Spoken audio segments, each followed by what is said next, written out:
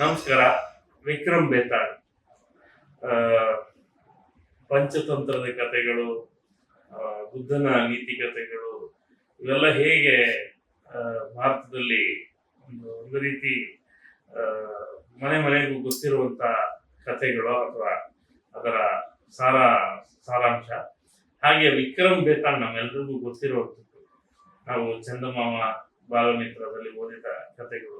ವಿಕ್ರಮ್ ಮತ್ತು ಬೇತಾಳ್ನ ಆ ಒಂದು ಪಜಲ್ ಅಂತೀವಿ, ಅಂದ್ರೆ ಆ, ಒಂದು ರೀತಿ ತರ್ಕ ತಾರ್ಕಿಕವಾದಂತ ವಿಷಯಗಳು, ಇಂಟ್ರೆಸ್ಟಿಂಗ್ ಆದಂತ ಕಥೆಗಳು. ಅದನ್ನ ದೂರದರ್ಶನದಲ್ಲೂ ಕೂಡ ನೋಡಿದ್ವಿ ನಾವು.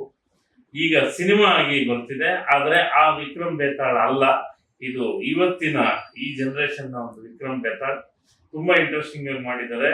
ನಮ್ಮ ಸ್ಟೀಫನ್ ಜಾಕು ಮೊದಲನೇ ಸಿನಿಮಾ ಇದು.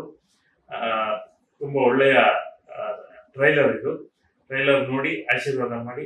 ಸ್ಟೀಫನ್ ಜಾಕು ಮತ್ತು ಇಡೀ ತಂಡಕ್ಕೆ, ವಿಕ್ರಮ್ ಬೇತಾಳ್ ತಂಡಕ್ಕೆ ಶುಭವಾಗ್ಲಿ ಅಂತ ಹಾರೈಸ್ತೀನಿ. All the best.